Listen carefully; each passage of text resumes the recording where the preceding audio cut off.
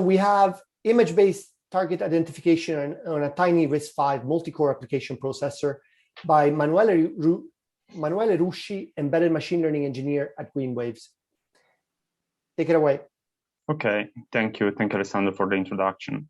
So in my talk, I will focus on image-based target identification, and in particular, I will focus on our design tools that enable the development of even complex neural network inference model on our processor. And in particular, I will talk about the Gap8 processor.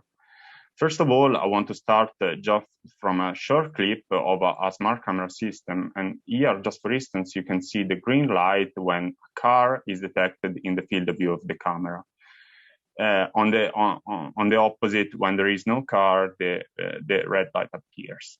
To design a system like this, we must embed a processor, a data analytics engine inside our system. And in particular, the feature that this processor must feature relates to the low power consumption, because these systems are typically battery powered. It has to be flexible because we may implement multiple inference model in our processor, and needs to be easy to program because we want to reduce the design time and achieve fastly a working prototype. Overall, our desiderata related to the design to the processor include that we would like to achieve a very energy efficient and effective architecture, which can implement the inference model which goes beyond the pure TinyML benchmarks, so even targeting complex and effective state-of-the-art neural network. To achieve the goal, we focus on a microcontroller-based design where our MCU is fed by data coming from the sensor. Here we have an image sensor, for instance, elaborate the data thanks to some inference model. Here, for instance, we have a deep neural network that I will focus on in the rest of the talk. And then the processor, the MCU, will produce some high-level information, such as the label of the image that may be optionally shared with some third parties cloud service. This design is actually low power and low cost, so why we push for it? It is flexible thanks to the software programmability, and based on that, we can adapt and improve the system over time. Typically, an MCU system includes a single core CPU plus some on-chip memories, among which we can find data cache and instruction set.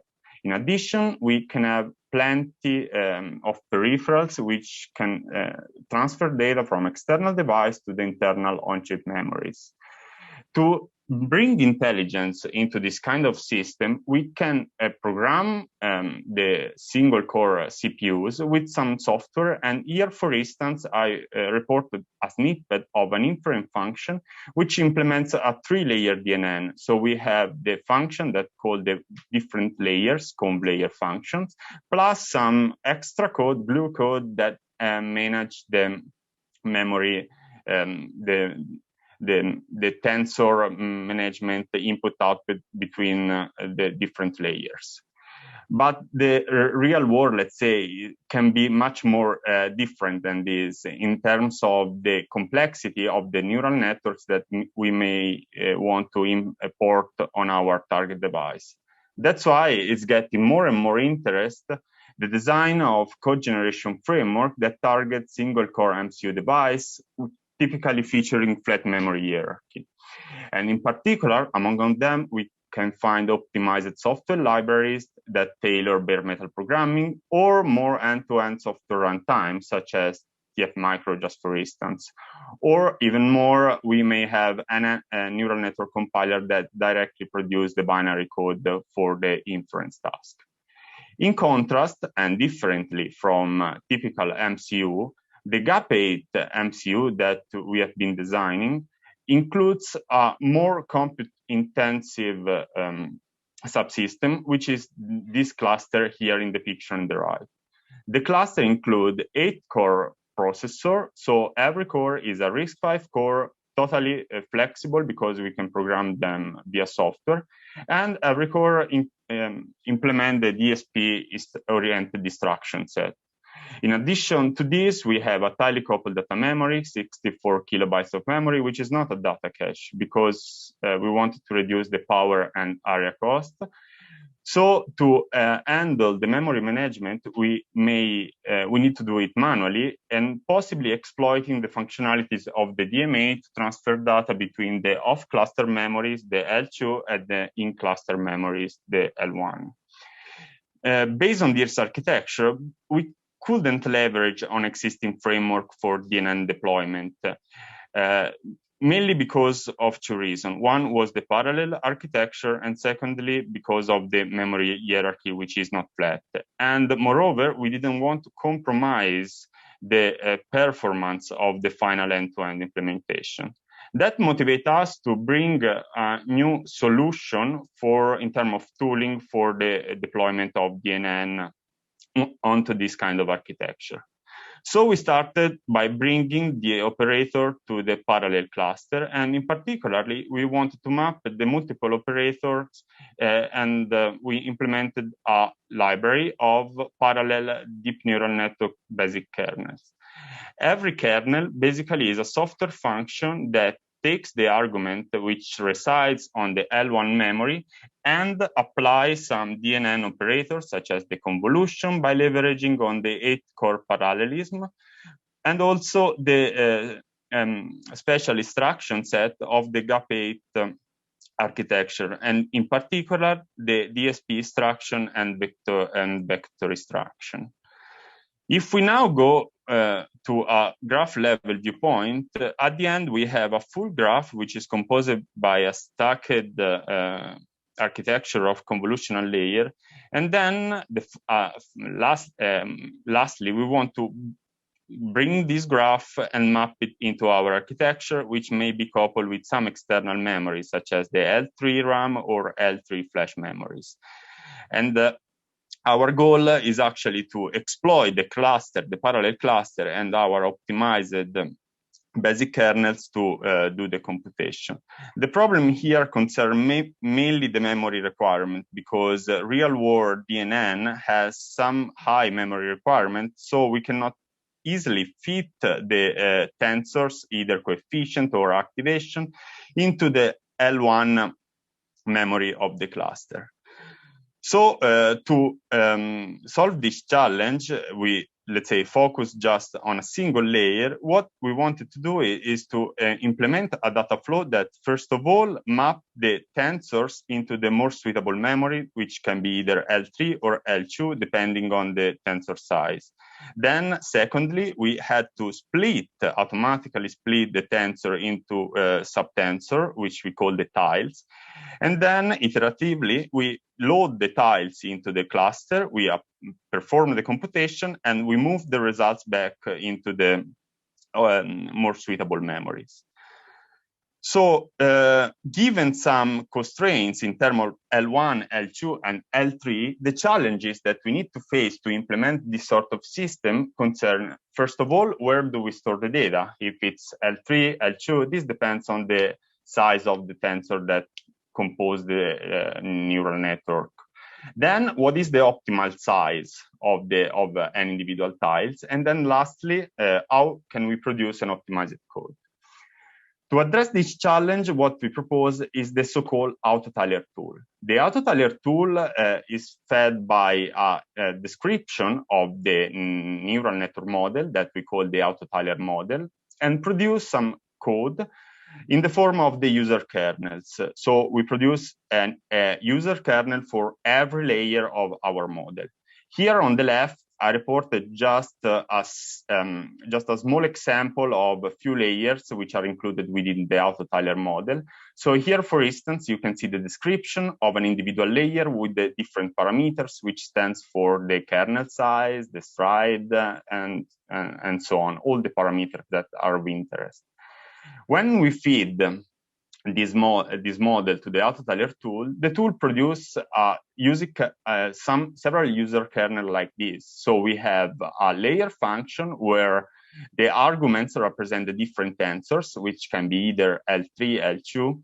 And then we have internally a loop iteration over the different tiles. And for any tiles, we load the tiles by leveraging on the DMA or the micro DMA, depending on where the tensor is stored. And then the basic kernels applied on the individual tile. And we repeat this for all the tiles that we have been split the tensors. One important insight is how can we compute the tile size? So remember that we feed the Autotalia not only with the model, the graph model, but also with the memory constraints.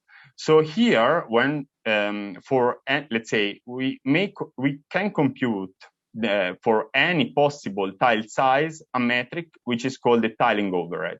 The tiling overhead estimate is a ratio between the transferred data, so the bandwidth between L2, L3, and L1, and the total amount of data. The optimal value for this metric is 1, because we would like to move the data just once to the L1 memory. And so the Autotalia tool is able to compute the optimal tile size based on this space exploration. Now, going to more the experimental results here, we actually benchmarked the Autotalia tool into several image-based benchmarks. And make notice that the Autotalia tool is actually part of a bigger tool set, which is called the Gap flow. The Gap flow, in addition to the Autotalia, includes also an NN tool front end, which translates other format like TF-Lite or ONNX into a more specific Autotalia model. Plus, also the Autotalia, I did not mention before, but produce some other glue code to implement the full graph inference. We benchmarked, and I will discuss it rapidly, the results of our tool into several benchmarks, such as the ImageNet classification, object classification, but also person detection that I will not discuss here for time reason, and many more. This is just a subset of the benchmarks that are available. Concerning the ImageNet classification, here we focus on the mobile nets model, which are pretty popular in the image-based recognition and can be used as a backbone for multiple models, such as object detection, segmentation, and so on. Here in this plot, you can see either MobileNet V1 and MobileNet V2 with different size and with resolution. And so every point is actually a model. So in the left plot, you can see for the different top 1 accuracy on ImageNet, the energy consumption of the model, which has been measured on the Gap8 platform running at 175 megahertz. On the right plot, instead, you can see the different FPS achieved by running this benchmark with respect to the Mach, to the number of multiply accumulate operations. So as we increase the number of Mach, we reduce, of course, the FPS, the frame per second. So we can see here that, for instance, the Gap8 can implement the popular MobileNet, which is typically considered a mobile class benchmark, with a power budget up to 110 milliwatt, and we can run up to, for the bigger model, 2 FPS by consuming only 55 millijoule. All this code can be actually found on GitHub, and everything is open source, so you can easily download and try on your own all these benchmarks.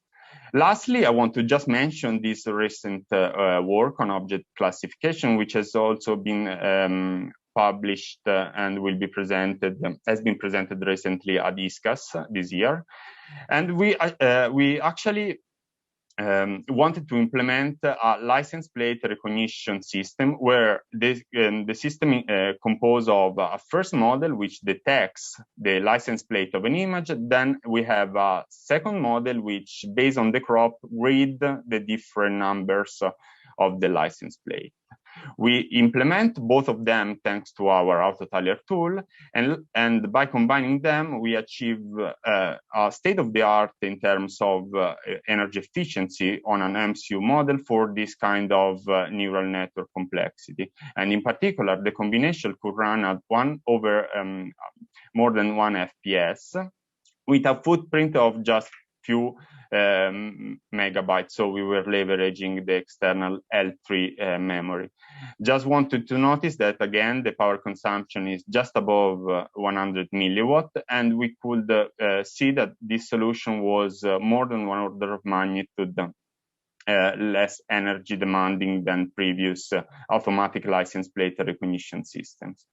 So to conclude here, we just presented our toolset and tooling in order to implement efficiently image-based target identification on our Gap8 processor. And this was achieved by combining together optimized parallel kernel, an automated memory management scheme, and then finally the code generation properties. Just to want to make a few remarks. The first one is that this kind of framework enable neural network computation on MCU, which goes beyond the, let's say, more typical TinyML benchmarks and could eventually enable more state-of-the-art sophisticated model. Lastly, this deployment framework is totally general and can be adapted even to heterogeneous multi-core platform, so featuring some convolutional accelerator, as is the Gap9 processor that we have recently announced and will be soon available. This concludes my presentation. Thank you. If you have any question. Manuele, thank you so much for your presentation. We have a couple of questions, so I'll ask you one of the two questions that we have here. Or actually, we might manage to get both. But anyways, let's start with the first one. So can we run this GitHub samples on our system, or does the code require Greenwaves hardware to be run? Thank you for the question. So actually, as part of our SDK, we also provide a software simulator. So you can freely download the SDK, which includes also the simulator, and the code will be run straightforwardly on it. And you will be able to benchmark. And then optionally, if you are satisfied, you can get the hardware and actually also compare with the simulator performance. Perfect, thank you. Okay, so given that you answered that quickly, let's take another one as well. Do you have a comparison of the Autotalia to an optimized kernels on the same platform? This is, I would say not really, because we basically target directly the parallel implementation. So we could have, let's say, just let's say the boost here is due to two different points. So the parallel part on one side and the memory management for the other side. On one side, so we target directly the parallel computation, while we saw that if not implementing an optimized memory management scheme, the performance could drop by more than one order of magnitude, depending on the latency. So if you have to load data direct from L2 or external L3, so that can be even increased to 2 order of magnitude drop. Okay, perfect. Thank you for the answer. I would like to acknowledge again our sponsors. The sponsors are the ones that actually made having a free registration for everybody possible, starting by Newton.ai, who is innovating into the automated TinyML domain. Who's also our premier sponsor. Next, we have the executive sponsors. We have ARM, which, as you know, builds from both the software and the hardware foundations for TinyML. We have Edge Impulse, who is advocating strongly, as you all know, for TinyML available to all of the developers. And of course, Qualcomm, who is working as, among other perception, reasoning, and action, and edge and cloud devices in various sectors, such as the Internet of Things, automotive, and mobile applications. And Sentient, who is moving artificial intelligence from the cloud to the edge, which, as you have seen today, it's quite now the trend nowadays. Next, we have our platinum sponsors, Infineon, part of your life, part of tomorrow. We have seen a few of their projects that they work today. We have Reality AI, who is working also in pre-built edge AI sensing modules and tools.